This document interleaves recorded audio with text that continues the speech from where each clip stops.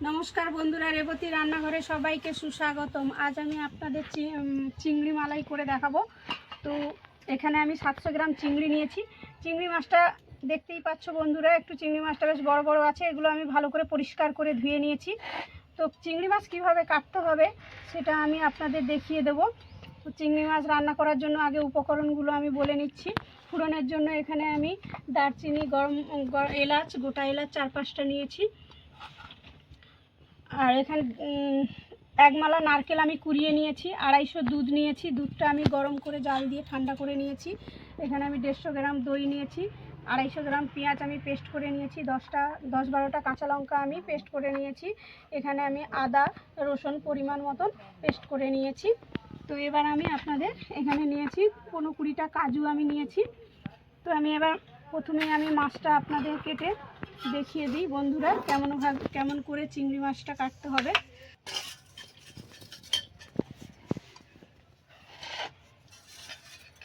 তো আমি বাকি চিংড়ি মাছগুলো আমি ধুয়ে নিয়ে এসেছি। আমি আপনাদের জন্য বড় চিংড়ি মাছের যে এই মোটা সুটটা আছে এই সুটটা কেটে ফেলে দিতে হবে। চিংড়ি মাছের পাগুলো এরকম করে কেটে দিতে হবে। তো চিংড়ি মাছের নিচের পজিশনে যে ছোট ছোট পাগুলো আছে এগুলো আমি পরিষ্কার করে ধুয়ে নিচ্ছি। চিংড়ি মাছ কাটার আগে কিন্তু পরিষ্কার করে ধুয়ে নিতে হবে। দেখতেই পাচ্ছ বন্ধুরা, আমি দেখো কত পরিষ্কার করে ধুয়ে নিয়েছি। চিংড়ি মাছের এই পিছনের দিকে যে শক্ত সুটটা আছে এটাকেও কেটে দিতে হবে। তারপরে আমি লেজটাকেও কেটে দিচ্ছি। তো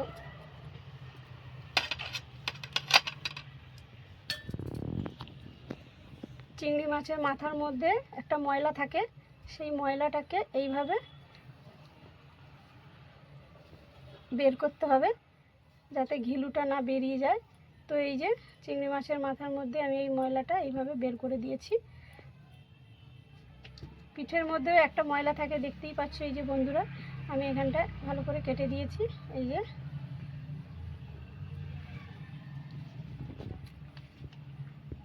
যে চিংড়ি মাছের এই ময়লাগুলো বের করে নিতে হবে।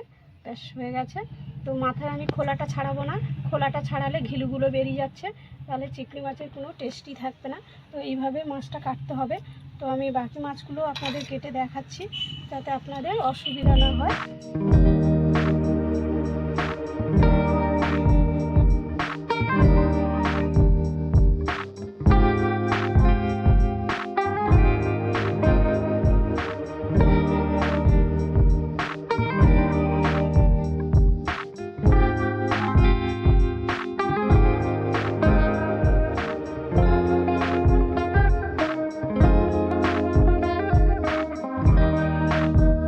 আমার সব মাছগুলো পরিষ্কার, বাকি মাছগুলো আমি সব এইভাবে পরিষ্কার করে নিয়েছি।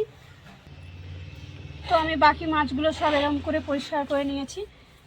তো আমি মাছের মধ্যে 1/2 চামচ লবণ দিয়ে দিলাম, 1/2 চামচ হলুদ দিয়ে দিলাম,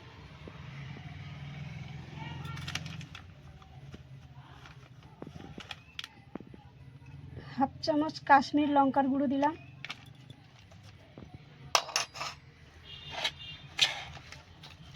তো সব কয়টা উপকরণ দেওয়া হয়েছে। তো আমি এটা ভালো করে চিংড়ি মাছটা এরকম করে মেখে নিতে হবে। তো আমি এই চিংড়ি মালাইকারিটা আমি কাঁচা লঙ্কা দিয়ে যেহেতু করব, আমি কাশ্মীর লঙ্কার গুঁড়ো এখানে ব্যবহার করছি।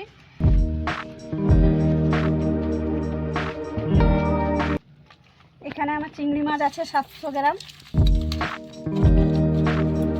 তো আমি ভালো করে মেখে নিয়েছি। এটা আমি 10 মিনিটের জন্য রেস্টে রাখবো। তো আমি এখানে 1 মালা নারকেল কুড়িয়ে রেখেছিলাম। নারকেলটা আমি মিক্সি মেশিনে দিয়ে একটু উষ্ণ গরম জল দিয়ে ভালো করে পেস্ট করে নেব। নিয়ে আমি নারকেলের দুধটা বের করে নেব।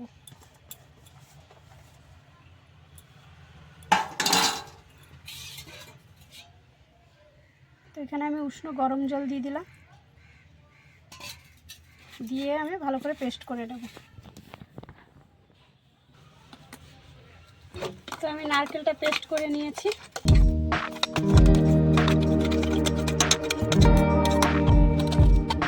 ছেঁকনির সাহায্যে আমি এরকম করে নারকেলের দুধটা বের করে নেব।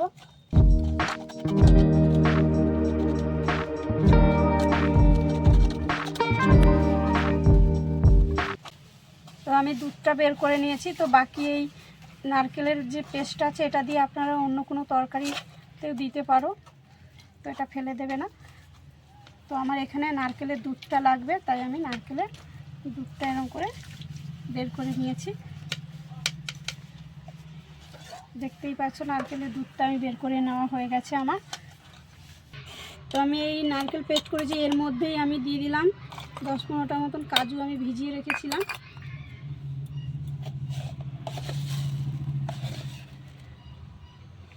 আমি এখানে ছোটো চামচের 1.5 চামচ সর্ষে দিলাম, 1 চামচ মৌরি দিলাম। তো আমি সর্ষে, মৌরি, কাজু আমি এটাকে পেস্ট করে নেব। তো আমি কড়াই বসিয়ে দিয়েছি, আমার কড়াইটা গরম হয়ে গেছে। তো এই রান্নাটা সর্ষে তেলে করতে হবে। তো আমি এখানে পরিমাণ মতন সর্ষে তেল দিয়ে দিলাম। তো তেলটা আমার গরম হয়ে গেছে। তো আমি একটা একটা করে মাছ কড়াতে সাজিয়ে দিয়ে দিচ্ছি। তো মাছগুলো আমি just একটু হালকা করে ভেজে নেব।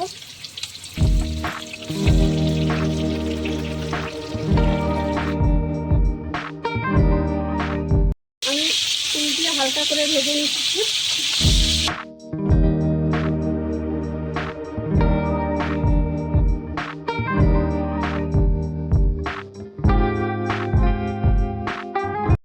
তো আমার মাছগুলো দুটো হালকা করে ভাজা হয়ে গেছে। চিংড়ি মাছটা এরকম হালকা করেই ভাজতে হবে।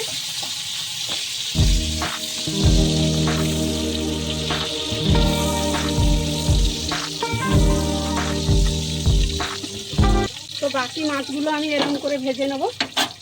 তো আমি মাছ ভাজা তেলের মধ্যে আরও অল্প করে একটু তেল দিয়ে দিলাম। তেলটা তোমাদের পরিমাণ মতো তোমরা দেবে।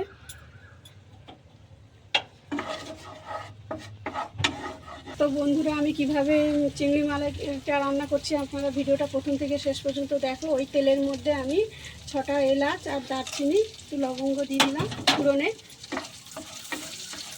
দিয়ে একটু নেড়ে চেড়ে নেব। এলাচটা আমি একটু ফাটিয়ে দিয়ে দিয়েছি। তো আমি এখানে যে পেঁয়াজটা পেস্ট করে রেখেছি আমি পেঁয়াজ বাটাটা দিয়ে দিলাম। তো পেঁয়াজটা ভালো করে একটু কষিয়ে নিতে হবে যাতে পেঁয়াজের জলটা শুকিয়ে আসে।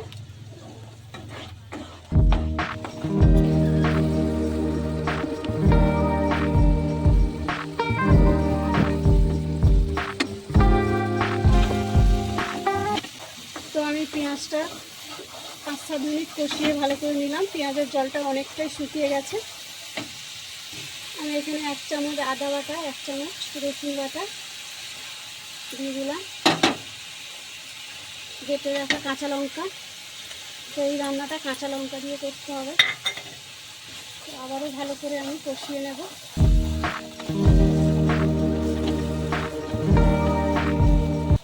তো এখানে আমি 10-12টা কাঁচা লঙ্কা বেটে দিয়েছি। ঝালটা তোমাদের পরিমাণ মতো তোমরা দেবে। তো আমার মশলাগুলো ভালো করে কষানো হয়ে গেছে। এখানে আমি পরিমাণ মতো লবণ দিলাম,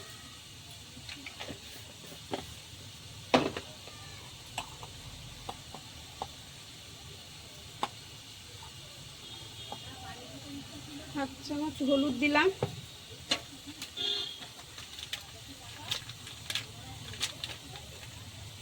1 চামচ কাশ্মীরি লঙ্কার গুঁড়ো দিলাম, দিয়ে আবারও ভালো করে মিশিয়ে নেব।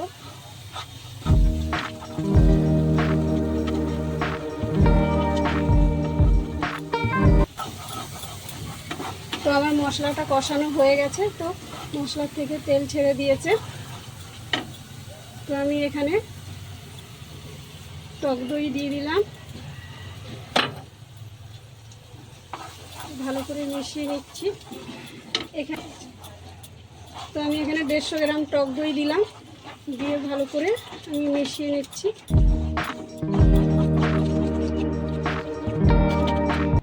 এখানে আমি কাজু, সর্ষে আর মৌরি বেটে রেখেছিলাম।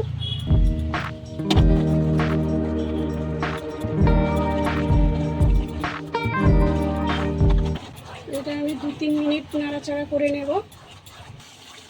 যেহেতু রান্নাটাতে দই দেওয়া আছে, তো আমি এখানে 1/2 চামচ চিনি দিলাম।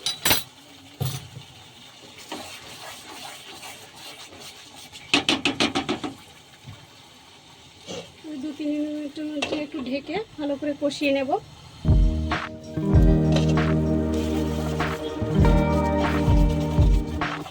তো আমি 2-3 মিনিট ধরে এটা ভালো করে নেড়ে চেড়ে কষিয়ে নিচ্ছি। তো এটা সমানে নাড়াচাড়া দিতে হবে, নাহলে কিন্তু তলায় মশলাটা লেগে যেতে পারে।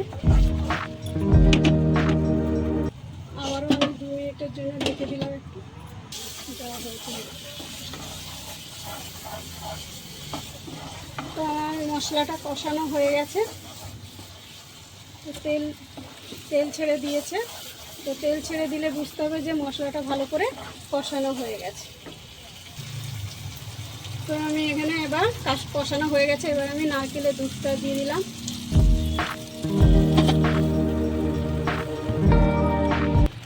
দিয়ে আমি ভালো করে মিশিয়ে নিলাম।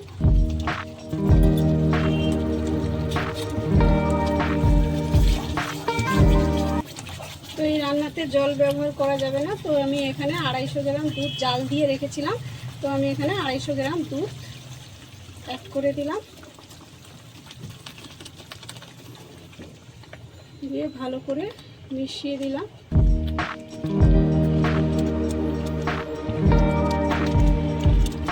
তো আমি আরও 2 মিনিটের জন্য একটু ঢেকে দিলাম। তো আমার সব উপকরণ দিয়ে ভালো করে মিশিয়ে নিলাম। এবার আমি ভেজে রাখা মাছগুলো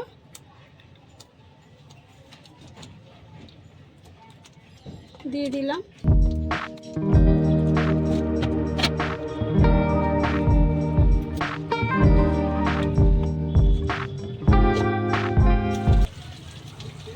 তো আমি মাছ ভেজে রেখেছিলাম, প্লেটটা ধুয়ে অল্প একটু জল দিয়ে দিলাম।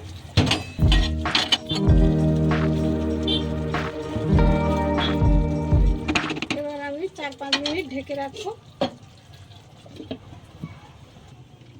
তো আমার 10 মিনিট হয়ে গেছে। তো আমি এবার ঢাকনাটা খুললাম, খুলে একটু দেখি। তো দেখতেই পাচ্ছ বন্ধুরা, আমার রান্নাটা দিয়ে পুরো তেল ছেড়ে দিয়েছে।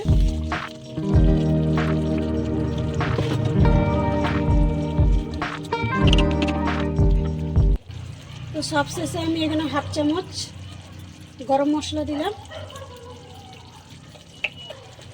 ছোট চামচের 1 চামচ ঘি দিলাম।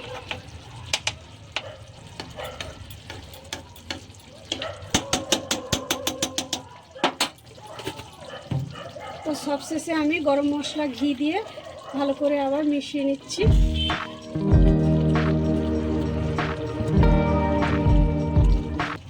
তো আমার মেশানো হয়ে গেছে, আমি আরও 2 মিনিটের জন্য ঢেকে দেব। তারপরে আপনাদের প্লেটে পরিবেশন করে দেখাবো।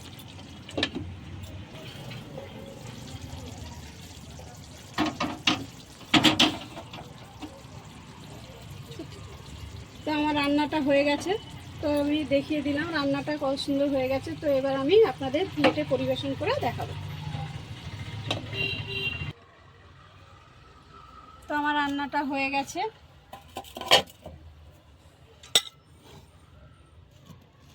তো বন্ধুরা, আমি যেভাবে রান্না করেছি অবশ্যই বাড়িতে আপনারা এইভাবে রান্না করে খাবেন। দেখতে কত সুন্দর হয়েছে। তো আপনাদের আমি প্লেটে তুলে দেখাচ্ছি। গ্রেভিটাও কত সুন্দর ঘন হয়েছে।